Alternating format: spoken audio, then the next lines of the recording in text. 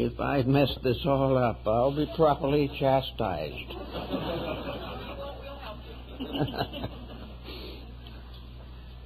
Of all the great world teachers, I suppose Gautama Buddha came the nearest to being a psychologist in the modern sense of the term.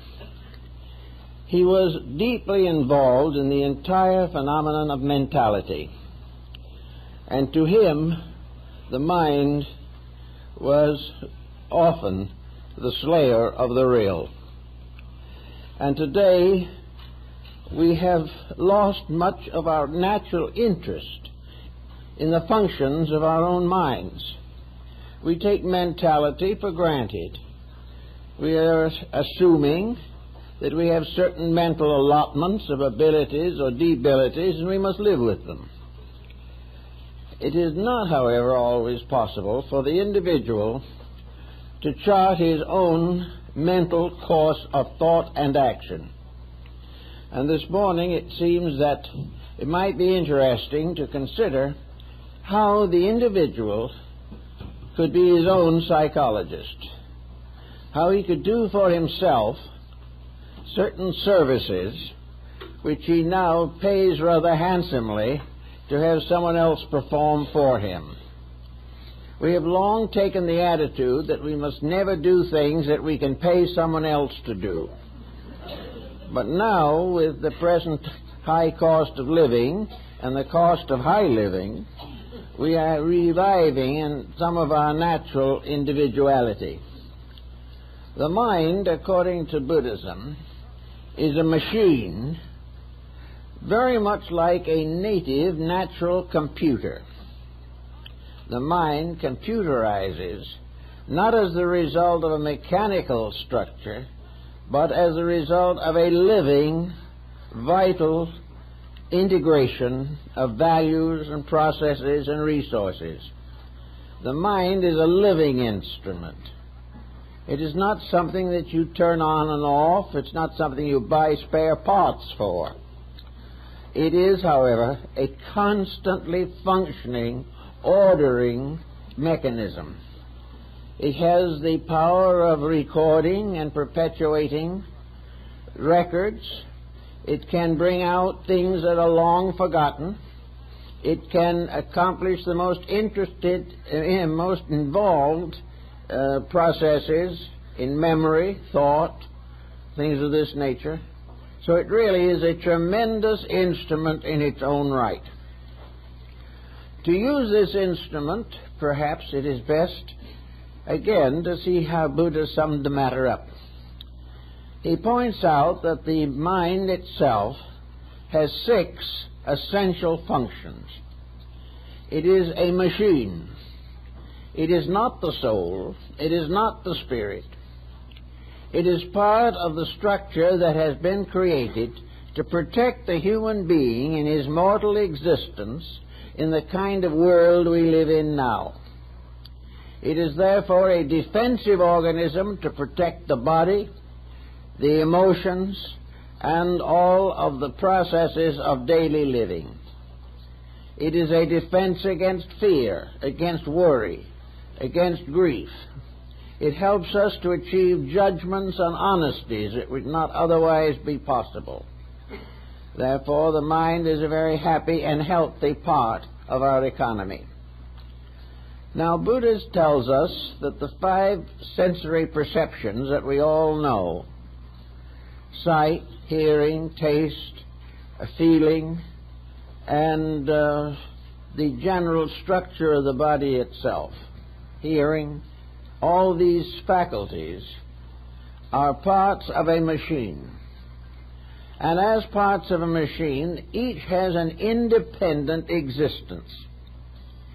Sight has its own world, a world of processes, a world of intricate interrelationships.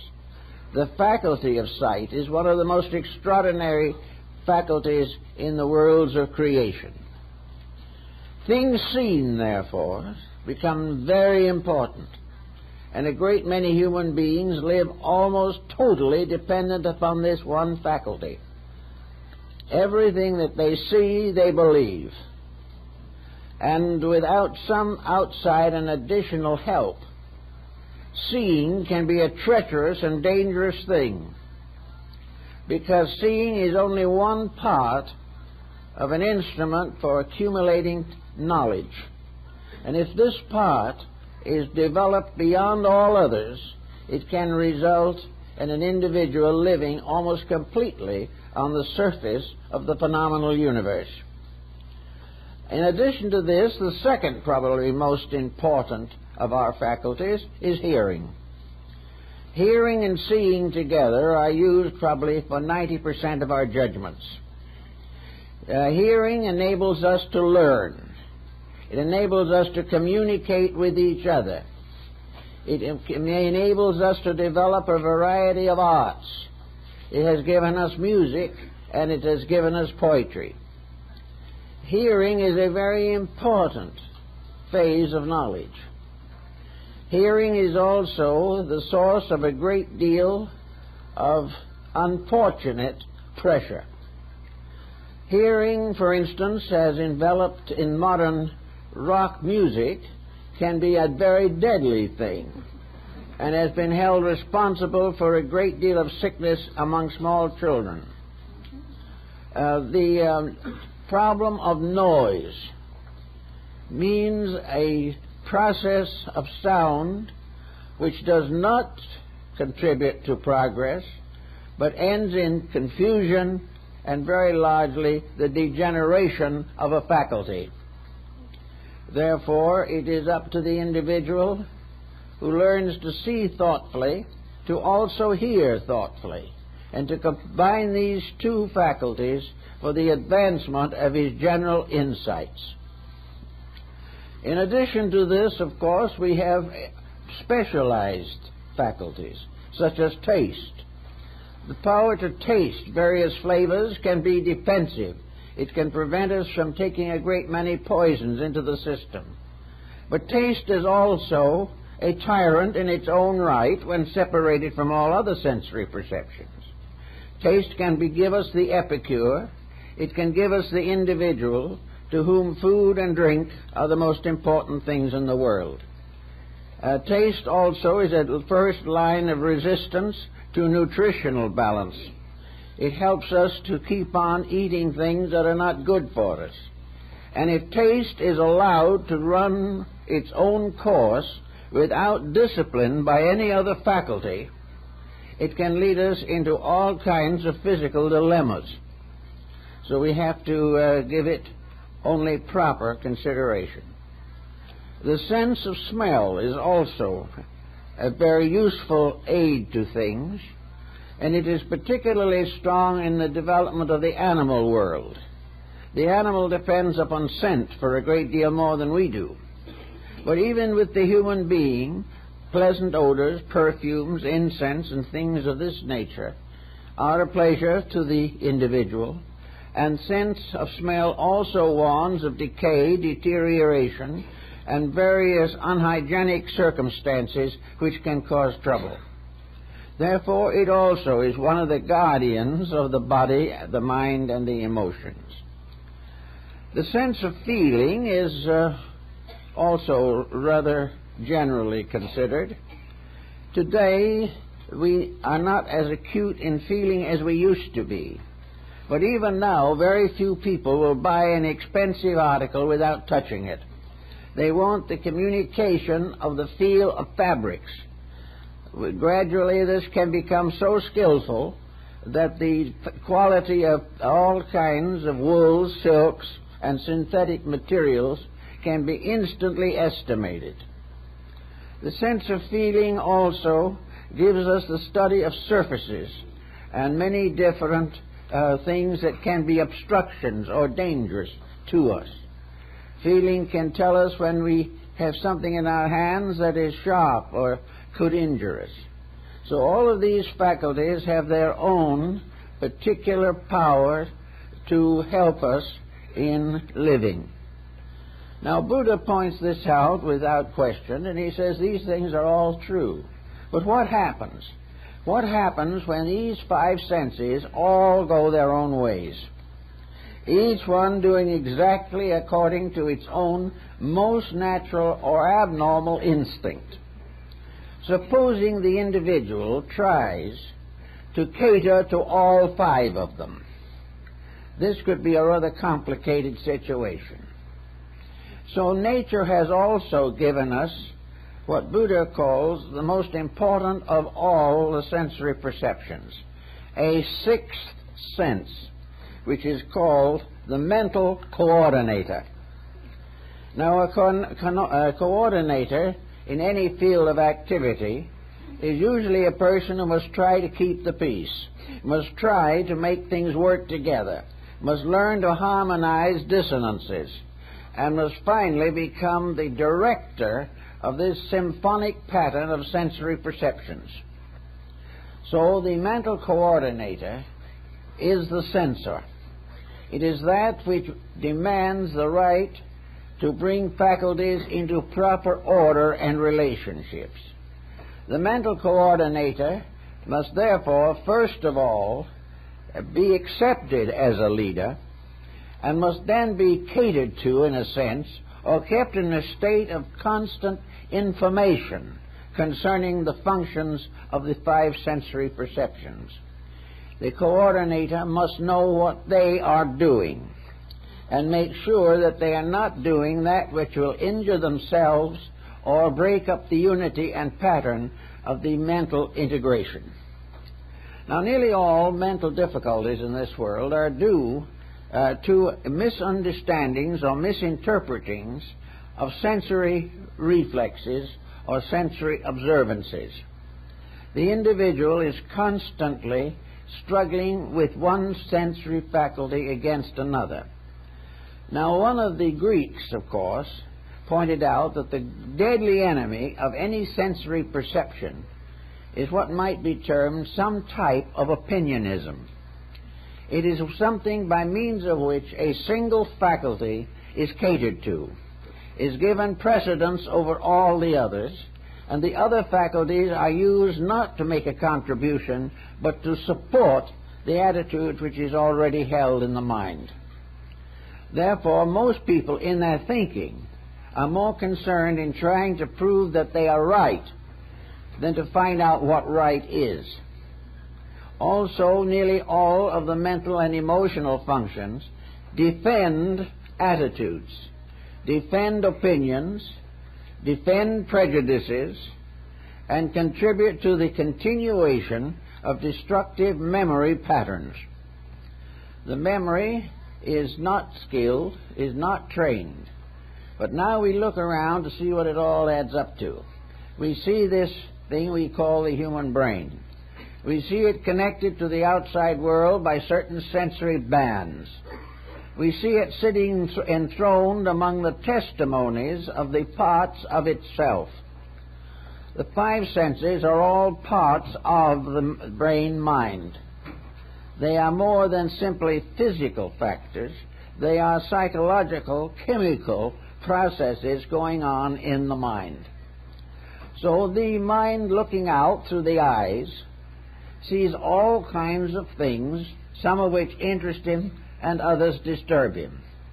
Looking out today through the eyes, he has the privilege of enjoying the television, radio, and news media. After listening to it for a while, he is so sick he is practically ready to go to bed. But the eyes bring him all of this material through a secondary series of eyes, such as motion pictures and television.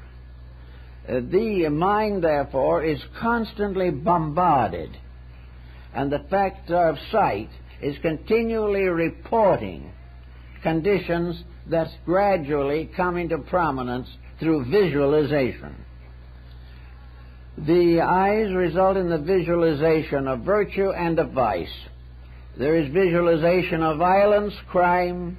There is all kinds of negative testimony, and there are also what we all hope for and look for, benevolent testimonies. But the eyes in this case create by themselves a way of life or a series of convictions which are at the moment afflicting a large part of the human race. These are the uses of visual imagery to perpetuate attitudes that are essentially wrong. Now, the person, if he uses his mental coordinator, must naturally censor what he sees. Without censorship, the faculty of sight can lead to terrible disasters. So he must learn to censor his own seeing. And in order to censor his own seeing, he has to go back again to the mental coordinator.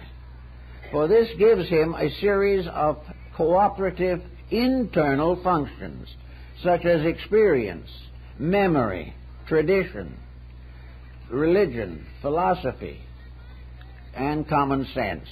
Now, common sense in Buddhism would be the common testimony of the five senses. It means that they are all having their say.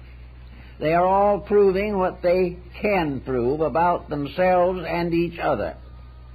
Also, the common sense carries within it the superstructure of the sixth sensory perception power, the coordinator.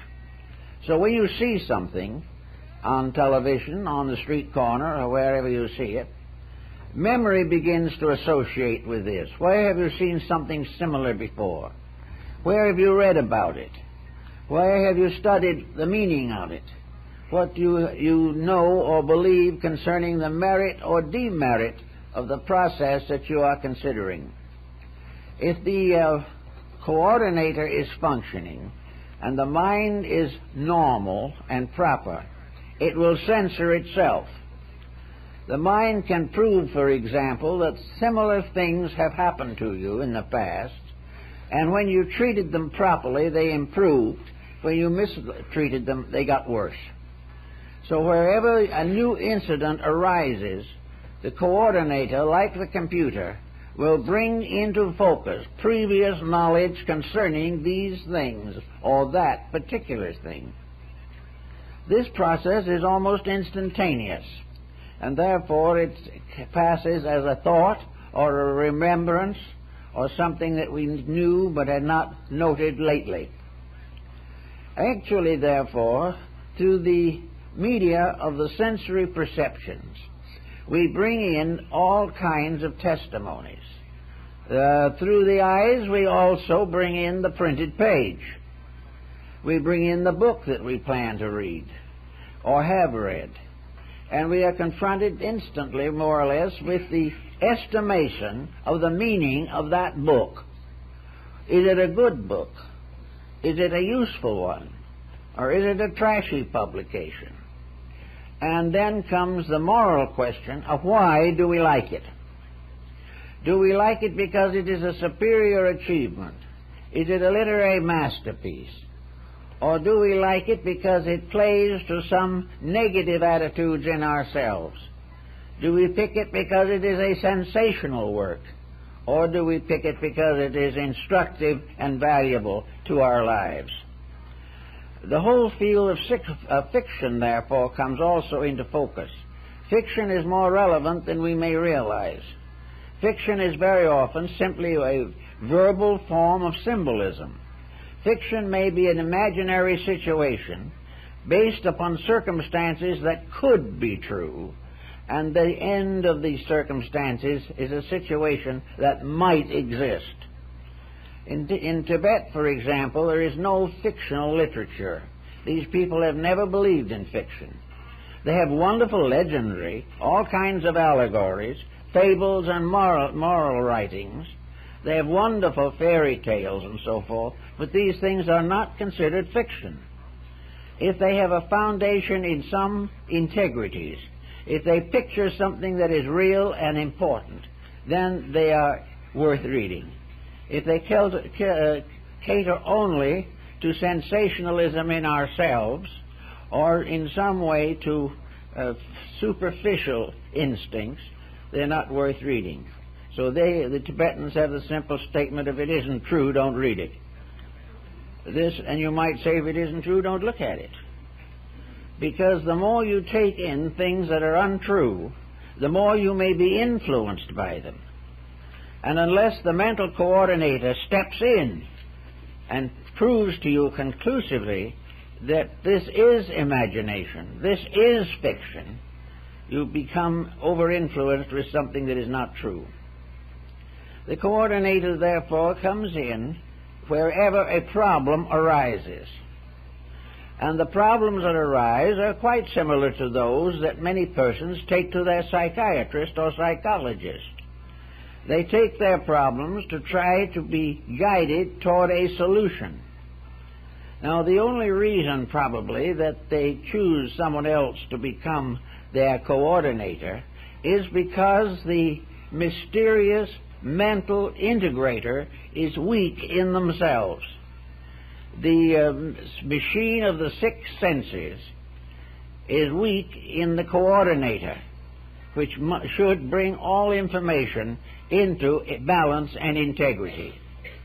Now, we are learning from computerization that there is an incredible amount of information can be stored on a small disk of paper.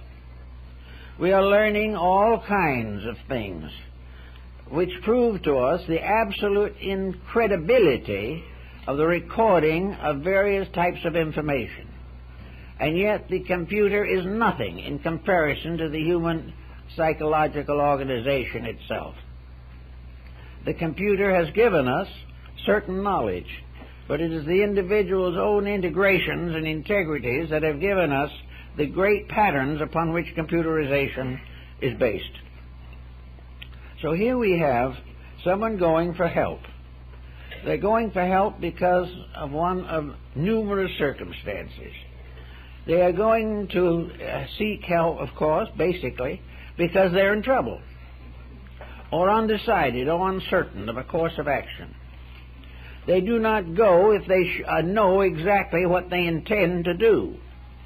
Of course, some often try to bluff their way even through psychological conferences to force their opinion upon the psychologist or psychiatrist. But for the most part, these people are confused, they're upset, they realize they are not using their faculties properly, and they hope that someone outside of themselves will substitute for the coordinator, the power of bringing it to common sense within themselves. Now, each person has a possibility of looking over his own nature to determine very largely what his problems are and how they can be handled. There is no problem that arises in human life that cannot be handled. Some of the handling will be difficult, some of it painful, but it can be done. And for the most part, the sooner it is done, the less painful it will be. Now, we have several codes. Buddhism had its 10 commandments, which are a little different in their wording, inasmuch as some of them are for the laity and some are for the clergy. The Mosaic Code of the 10 Commandments, the Sermon on the Mount, the ethical codes of Confucius, the ancient beliefs of most peoples, India, China, Japan, Korea, American Indians, Aztec, Maya, Toltec civilizations, all of these were built upon codes. Codes that are very important. Codes like the Code of Hammurabi, the oldest moral code we know. The Justinian Code, all the way down to the Code Napoleon. These codes tell us certain truths. And for the most part, people in trouble have violated a code. Very few have violated a code they never heard of. Nearly everyone who has violated a code is aware that they have departed from a pattern which has long been established as reasonable and normal. Nearly everyone who has violated a moral, ethical code must accept the inevitable consequence. He goes to a psychiatrist or psychologist to be told what was the mistake and how he must try to correct it. He knows the mistake himself, but he believes that he has not the power, the will, the courage, or the strength to correct it himself. And also he believes in a mysterious abracadabra in a science called psychology, which will work miracles that he cannot work all by himself. Most of this thinking itself is very poor, but it is quite common. Having decided in his own mind that a person is unhappy, the problem comes to find out why. And in looking into himself, the five-sensory machine can bring him a great deal of present testimony and former testimony. He will learn, as Buddha points out, that the problems all began within himself. And then, because they began within himself, he moved about into the environment around him, causing this environment to be deformed by the pressures from within himself. And then these inner pressures that have been brought out into the environment are returned again as problems into the individual who began the cycle in the first place. In other words, nearly every problem we know in life is some kind of a bird that's come back to us to roost. It is our own bird. Now, many people realize this, and we have all kinds of repentant people who wish they hadn't done what they did do, and repentance then goes into the coordinator to find what's going to come out. And in every instance in which an honest question is asked, and the individual will accept honesty, the honest answer will come from within himself. The only thing someone else can do for him is to reiterate or strengthen the realization of his own answer. We are the cause of our problems, and all the business about there being curious circumstances, phenomena, mysterious, unreal pressures, all this is simply evasion. The individual is in the midst of pressures which require his own solution. He must do what is necessary. In the business world, this is rather obvious today. A person who wishes a good job must study and get the necessary skills to make that job possible. If he has the proper skills, he will find the job. If the individual with problems has the proper internal integration, he will solve his own problems unless his condition has deteriorated to the degree that the mind itself is completely sickened. All the superficial decisions depend upon this division between what we want to do and what we should do. And unless these are the same thing, we're in trouble. We must want to do that which is next for us. We must want to do that which accomplishes the greatest good for all concerned. But selfishness stepping in unbalances this whole situation. And selfishness is supported by the testimony of the five senses through a series of intricate delusions. It is created by interpreting into everything on the outside the vices that we ourselves are nursing inside of ourselves. We would take, for example, that we are entitled to cheat others because someone else is cheating us. This philosophy of life leads to an endless cycle of crime and sorrow. The individual is only secure when he is right. He is only right when he is fulfilling the highest level of integrities of which he is capable.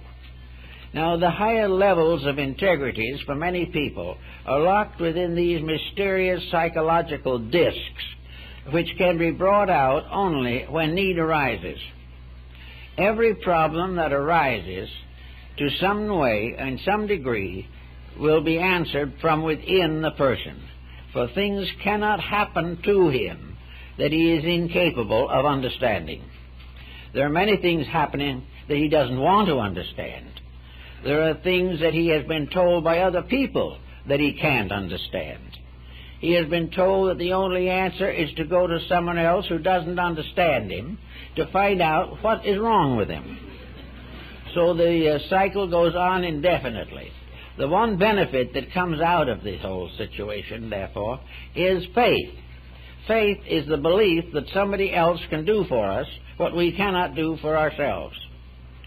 Faith, in its way, is a very valuable power. But faith should always be used to prove that we have the strength to overcome weakness, whatever it may be, in our own integration. The worrier is a person who has allowed the negative mental mechanisms to take over. Everything he sees adds to his worries, and nothing adds to solution. The next person in the same environment finds that he is aided and strengthened for all kinds of decisions. And on the same planet, with the same society, with the same world problems and conditions, all kinds of people in all degrees of development are living out constructive destinies on the one hand or destructive ones on the other. And they're all in the same environment. We are all part of a pattern. Now, it may well be that coming into this pattern, we intuitively and instinctively realize there's something wrong with it. This is probably one of the most fundamental lessons that we learn from the machine of the sensory perceptions. It shows us crime. It shows us dishonesty. It reveals to us lack of integrity. It tells us beyond all doubt about the intolerances and cupidities of human nature. So we see the situation, and we also realize that we must make some adjustment to it. Now, the adjustment that most likely suggests itself arises from the mental faculty that observes the problem. If it's something we have seen, the faculty is very apt to say, do what you see others do. They are doing it, therefore, under existing conditions, you must do it too. Now, this produces nothing. It only means that twice as many people are in trouble. No one gains anything by making mistakes on the grounds that other people make them. Now there comes a question. How are we going to avoid these mistakes? Well, in the old system of Buddhism, back in the what is called the Hinayana, or small vehicle, the only way to get away from these mysterious mistakes was to simply walk out of them. The monk renounced the world, left family and kin, went out into the wilderness or the desert somewhere, and lived by himself in a hut. In the early Christian mysticism, the same situation prevailed. Those who wanted to escape the sins of the world simply moved out. They went to some deserted place or joined the monastic order and spent the rest of their lives transcribing manuscripts or painting icons. They left the world behind and refused to be part of it. Now, this was all right to those who had been trained in East Indian asceticism. It was a different kind of world then. Nobody can really say that these people who walked out on everything really grew very much. They sort of protected their virtues by never testing them. But as time went on, about 100 BC approximately, in Buddhism there was a new movement called the Mahayana, or the Great Vehicle. And this was represented by a new attitude toward life, in which those who sought to develop a virtuous career did not depart from society, but began the quiet process of gaining the internal strength to dedicate thought, emotion, and effort to constructive purposes. The Hinayana sought salvation for itself. The Mahayana sought the salvation of all that lives. Therefore, Mahayana became the great heart doctrine of Asia. It was a doctrine of compassion, of forgiveness, of living quietly in the midst of problems, and dedicating every available resource to the service of human need. This did not mean that the individual departed from his daily pursuits. It did not mean that the householder left his family. It did not mean that he no longer wanted to find reasonable employment because it was part of a sinful world. To the Mahayanist, his doctrine was one of inward dedications manifesting themselves through actual services to human need. The main point in Buddhism, both schools, that we have to bear in mind is the egocentricity of the attitude that the individual is trying desperately to be perfect, that everything must be sacrificed to the spiritual growth of the individual himself.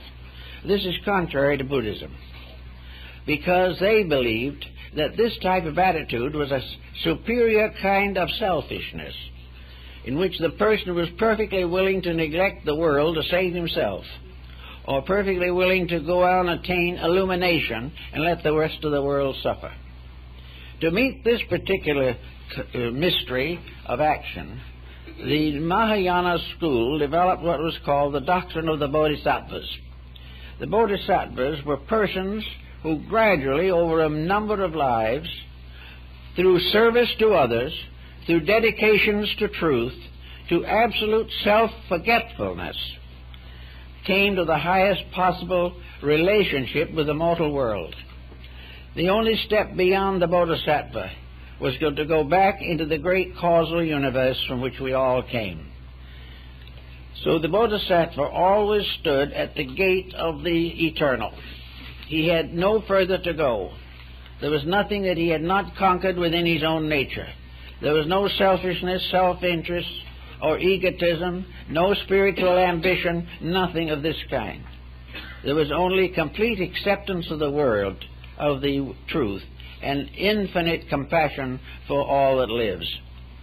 So in this moment, the Bodhisattva has to make the great decision, whether to go on to eternal rest or to go back and labor in the world for the common good.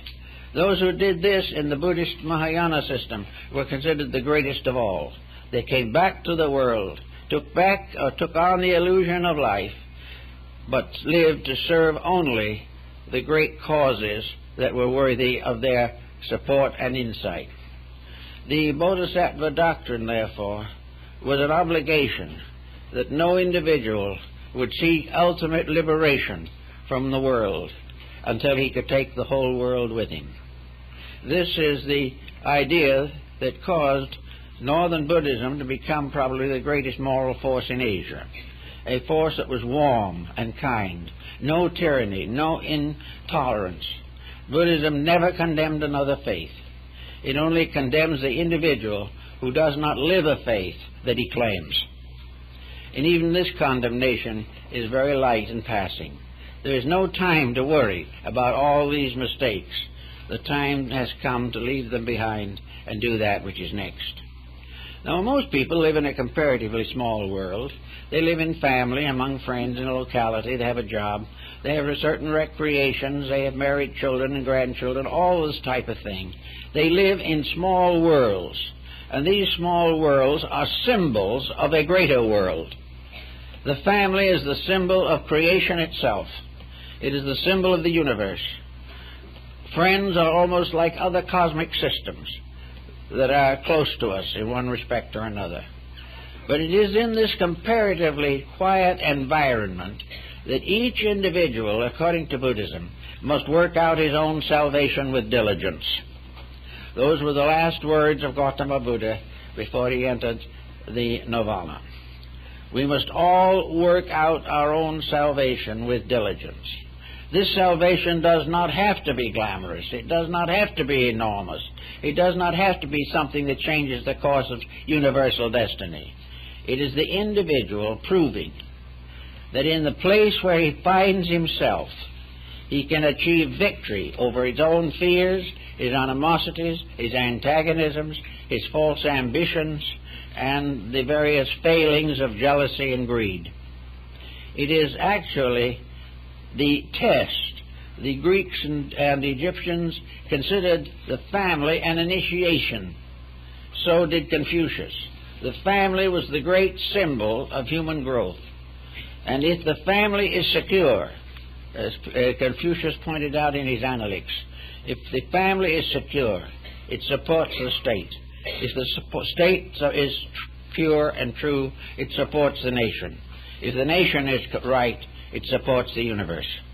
All of these attainments arise from the simple fulfillment of the proper destiny for the individual.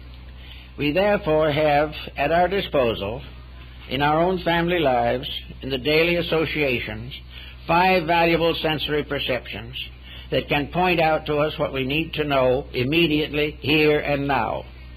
these faculties may not be sufficiently strong to support us into the unknown future. But to the Buddhist, there is no unknown future. That is a point that is very important. There is no unknown future because every individual knows his future, whether he realizes it or not, the moment he commits action. The future must necessarily be the fulfillment of the causes which he himself has set into motion. The future, therefore, is as good as he is now, and as difficult as he is now. Having come to some such a thought as this, the problem of how to work it out more constructively is to make better use of all of these faculties with which we are endowed. We must learn to see that which it is best for us to see. This does not mean that we do not observe things that are not best, but because of inner integration, we cling to those things which are best. We see things that we wish were not that way. If it is within our power to change them, we do so.